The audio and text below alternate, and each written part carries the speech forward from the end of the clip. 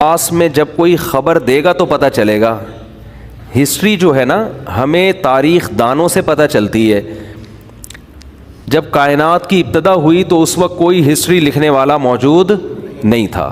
تو یہ دو چیزیں ایسی ہیں, کائنات کی ابتدا کیسے ہوئی اور اینڈ کیا ہوگا, یہ دونوں چیزیں خدا کے بتائے بغیر انسان کو معلوم نہیں ہو سکتی.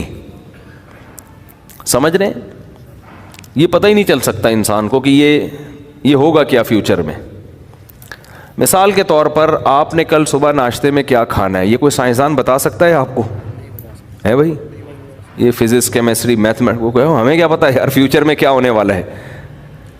میں یہ اس لیے کہہ رہا ہوں کہ یہ مذہب نے جو یہ خبر دی ہے نا کہ کائنات کو ایک ہی دفعہ میں تباہ و برباد کر دیا جائے گا, یہ خبر سائنس کے اصولوں کے خلاف نہیں ہے. مذہب کبھی سائنس کے اگینسٹ بات نہیں کرتا, کبھی مذہب کی کوئی بات سائنسی اصولوں سے ٹکراتی نہیں ہے. یہ غیب کی خبریں ہیں, اس میں خبر دینے والا اگر سچا ہوگا تو اس کی خبر کو مانا جائے گا. خبر دینے والے کے سچے ہونے کا یقین نہ ہو تو پھر خبر کو مانا نہیں جائے گا. تو اس پر اللہ نے دلائل قائم کیے کہ محمد صلی اللہ علیہ وسلم اللہ کے پیغمبر, بھیجنے والا اللہ ہے. اس پہ ایک الگ بیانات میرے مستقل ہو چکے ہیں, ابھی میں اس کو نہیں چھیڑتا. فَإِذَا نُفِخَ فِي الصُّورِ نَفْخَةٌ وَاحِدَةٌ وَحُمِلَتِ الْأَرْضُ وَالْجِبَالُ فَدُكَّتَا دَكَّةً وَاحِدَةً, ایک ہی مرتبہ میں اس پوری کائنات کو تباہ و برباد کر دیا جائے گا, اور میری اور آپ کی ترقی جو آسمان کی بلندیوں تک پہنچ چکی ہوگی, ایک ہی دھماکے میں وہ ساری ترقی خاک میں مل جائے گی. اسی کو قرآن کہتا ہے لا تغرنکم الحیات الدنیا, یہ دنیا کی زندگی تمہیں دھوکے میں نہ ڈالے. اتنا بڑا دھوکہ ہے نا, اس سے بڑے بڑے سائنٹسٹ, بڑے بڑے اسکالرز, بڑے بڑے ذہین دماغ دھوکے میں آئے ہوئے ہیں.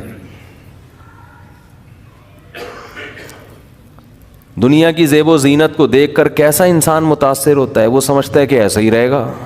بھئی ایسا نہیں رہے گا. ایک موت اس کائنات پہ آئے گی اور ایک قیامت آپ کی اپنی باڈی پہ آئے گی جو موت کی صورت میں ظاہر ہوگی.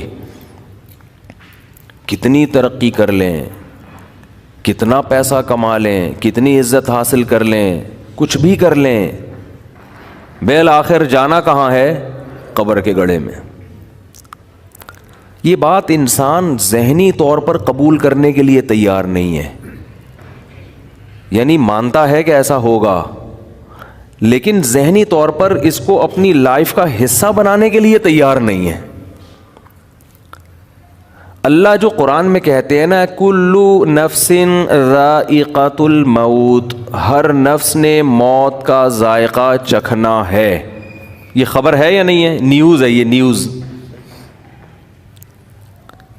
سوال پیدا ہوتا ہے اللہ نے یہ بتانے کے لیے آیتیں نازل کر دیں کہ ہر نفس نے موت کا ذائقہ چکھنا ہے, یہ نالج کیا پہلے سے لوگوں کو نہیں ہے بھائی؟ یہ تو سب کو, پاگل سے پاگل کو پتا ہے کہ ہر شخص نے کیا ہے, مرنا ہے. تو قرآن یہ خبر ہمیں کیوں دے رہا ہے؟ میں اکثر ایک بات کہتا ہوں کہ جو آدمی حکمت والا ہوتا ہے نا, ذہین ہو, فطین ہو, حکمت ہو, وہ کبھی فضول خبر نہیں دیتا, فضول بات نہیں کرتا. جس خبر کے اندر کوئی آرڈر چھپا ہوا ہو وہ خبر بامعنی خبر کہلاتی ہے, میننگ فل خبر کہلاتی ہے. جس خبر کے اندر کوئی آرڈر چھپا ہوا نہ ہو وہ خبر ٹائم ویسٹنگ کہلاتی ہے. سمجھ رہے ہیں؟ مثال سے بات سمجھاتا ہوں تو انشاءاللہ کھوپڑی شریف میں بات آئے گی. مثال کے طور پر میں آپ سے پوچھتا ہوں کہ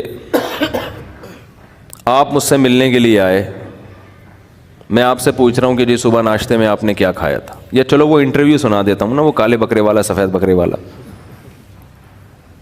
وہ ایک اینکر چلا گیا نا کسی دیہاتی کے پاس, اس کے پاس 2 بکرے تھے, ایک کالا اور ایک سفید. اس سے پوچھ رہا ہے یہ اس بکرے کو کیا کھلاتے ہو؟